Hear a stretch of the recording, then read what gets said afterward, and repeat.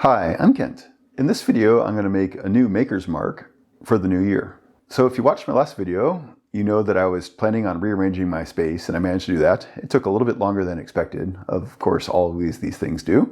So off to my right here, I've got a bunch of shelves, and right now things aren't exactly organized, but they're on the shelves, and I managed to get rid of all the wire shelves that were behind me. With the new year, I want to make a new maker's mark. A while ago, I decided to go ahead and put the year into my maker's mark so that I can keep track of basically my progress over the years. I can go and pick up an old pot that I made and basically see when it was made, or approximately when it was made. The first version of this was just a 3D printed stamp that I made that actually imprinted into the bottom of my pots. The problem was I wasn't very good about catching the pots at the right time, and sometimes they would be too firm and would crack a little bit, and sometimes they would be too soft. I was scrolling along on Instagram one day, and if you're anything like me, your Instagram is full of pottery and ceramics, and I found something interesting. In particular, I found this. So this here is called the Potter's Pad. It's from the Minnesota Clay Company. I bought it online. It is basically like an ink stamp pad, only instead of ink inside it has underglaze. So the idea is that you can use this as a stamp and then stamp your pots. So I decided this would actually be a great thing to go ahead and use to stamp my pots with my maker's mark. So I designed a little stamp in Fusion 360 and printed it out, and I was actually using the PLA as a stamp for a while. It wasn't great. I don't think it picked up the ink very well. Most stamps are made out of rubber, and I figured a rubber stamp would be good, but I didn't really know how to do that. Then it occurred to me that I had a bunch of silicone sitting around from when I was making plaster molds, and I could use that. So I ended up making these. These are tiny, and I'll show you up close in a second. But this here is a 3D printed form. It's the negative. And then I cast silicone on the inside of that, basically inside of there, and then popped it out. And this became my stamp.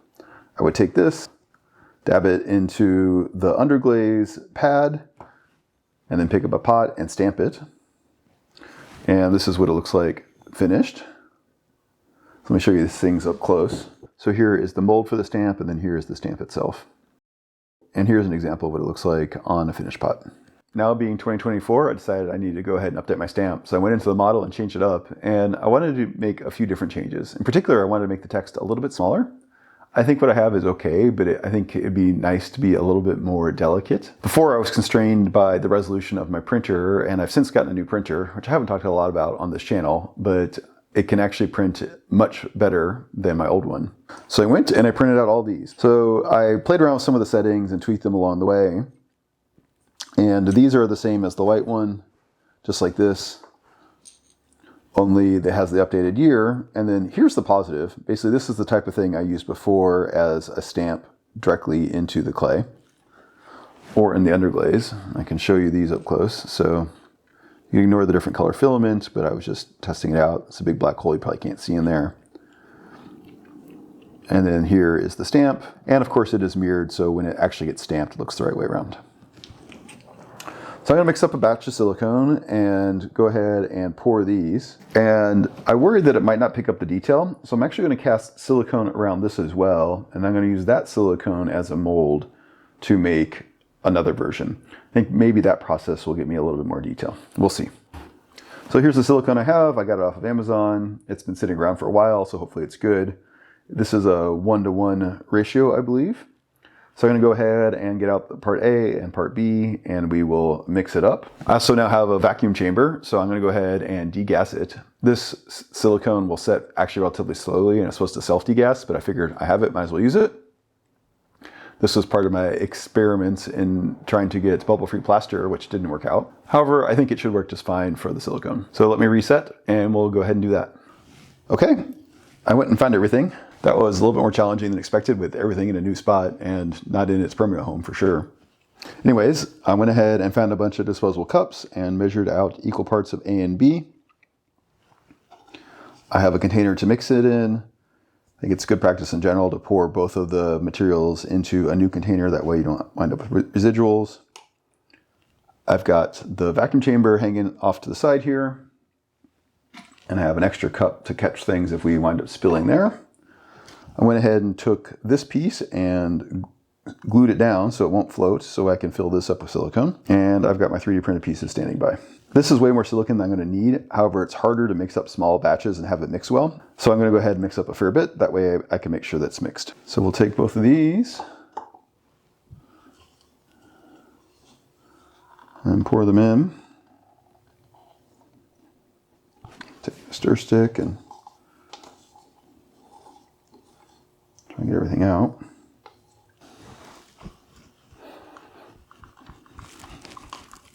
So the open time for this silicone is about 50 minutes, it says, and it is set in 4 to 6 hours. And I'm pretty sure I'm past its shelf life, but I think it's going to be good enough for this. All right, let's see if I can get this in a position where you can see it.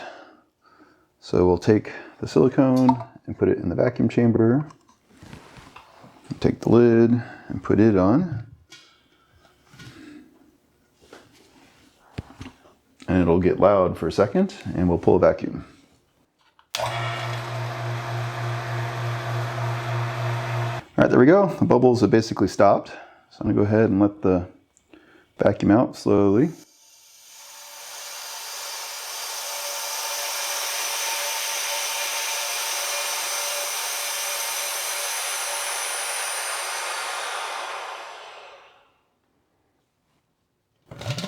Perfect.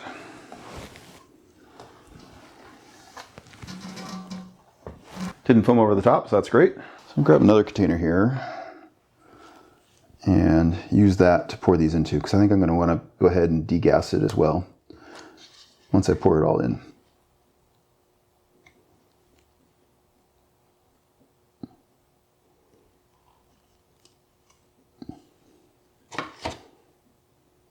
Spilling a little bit, but that's okay. There's plenty of extra space on the top here, so it doesn't need to be all the way full. Oops. Or I can make it over full like that.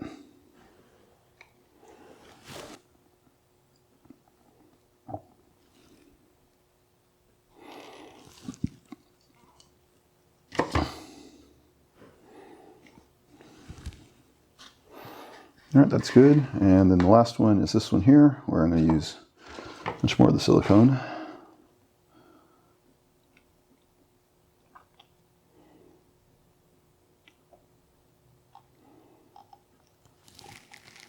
Might as well use most of it. All right, now I can put these back in the vacuum chamber. Here's the first one. Here's the second.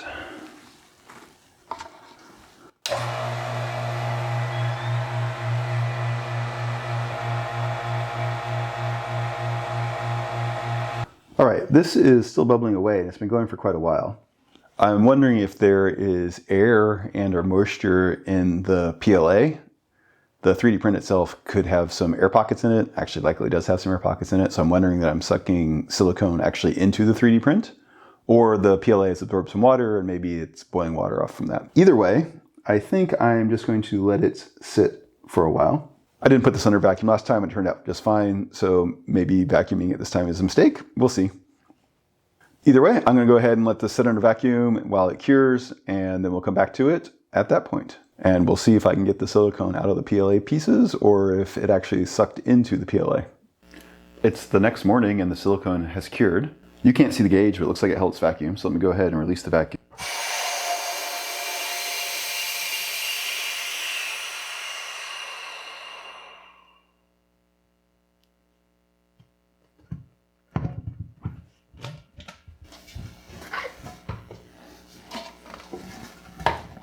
Pull these out.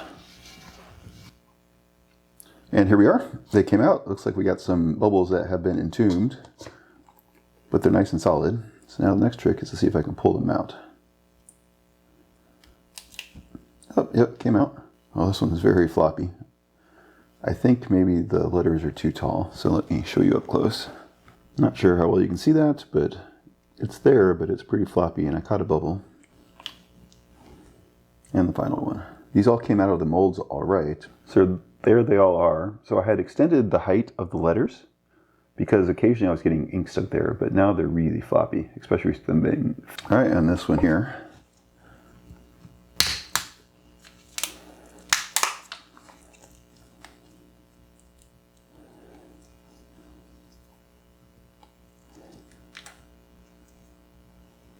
All right, I don't think you're gonna be able to see down in here very well. But I got a good negative of this. All right, let's go ahead and try them out. Just have a piece of paper here. So first is the original from last year.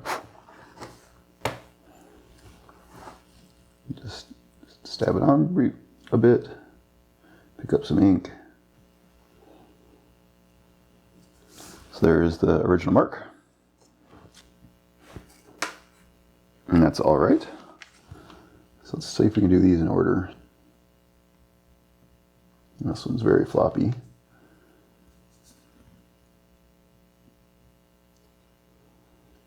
Try it again. That one's a mess.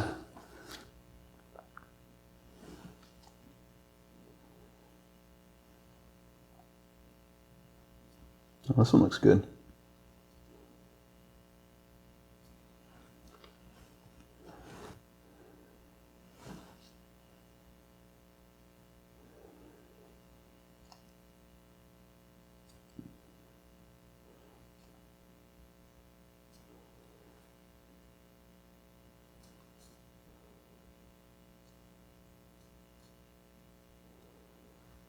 All right, there we go. So the original, the first one, which is way too floppy. The second one that I made for this year is looking okay, as is the third. I think the best stamp is probably this middle one. Let's try a few more of those.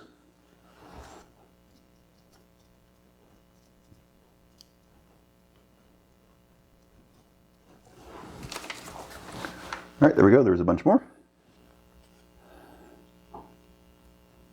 So they're all down here. So this one I moved a little bit, and this one I didn't have enough ink, or underglaze, I guess. But several of those are looking really good. So I think I'm going to go ahead and keep that. There we go, last year versus this year. So you can see last year's is more chunky, and this one's a little bit more delicate. I think I may have to practice a little bit with the stamp to go ahead and get a good stamp out of it, but overall I'm pretty happy with that. So this is what it looks like from the side. And this is what it looks like head on. I made the letters taller. And so I don't think they're catching ink, but they're now a little bit floppy. So I think maybe for next year, I'll drop it back down. I may go ahead and try this one as well, but I'll probably do that off camera. And I'll only show you guys if it's interesting.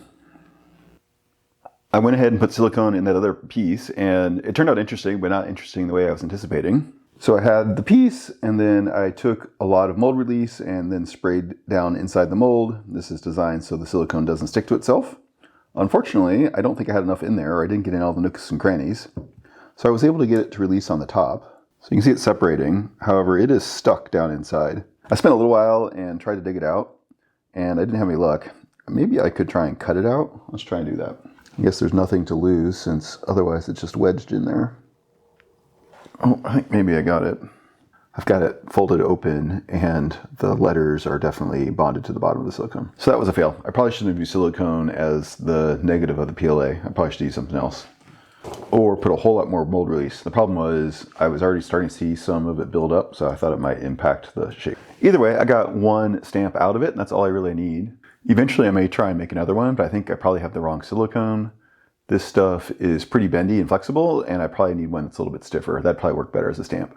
The other thing is this is actually a really hard stamp to do. The features are in at a really small and fine, and the spacing between the features is very small, so it's wicking up the underglaze in between. And that's what I was trying to fix by making the letters taller. And this is my maker's mark. Of course, you can do this for anything else if you want to stamp, and you can use the similar underglaze pad. Something that's bigger with thicker lines would be much, much easier, but that's not what I wanted for my work. One of the other things that occurred to me while I was waiting for this to set is the bubbles I was getting while I put the final pieces in the vacuum chamber. I thought maybe there was moisture in the PLA, as I mentioned. The other thing that could have happened is that since my silicone has sat around for a while, it may actually have absorbed water itself. And so I'm pulling the water out of that.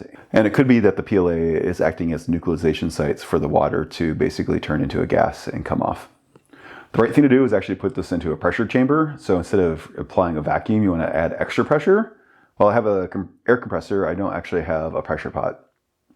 Maybe that's something I'll look at for the future. All right, now that I have it done, I can go ahead and stamp some new pots. One of the nice things about the underglaze is you can do it at any stage. These here are on their way to bone dry. They still have a little bit of moisture in them, but I usually do it actually once they're bisqued. However, let's go ahead and show it off.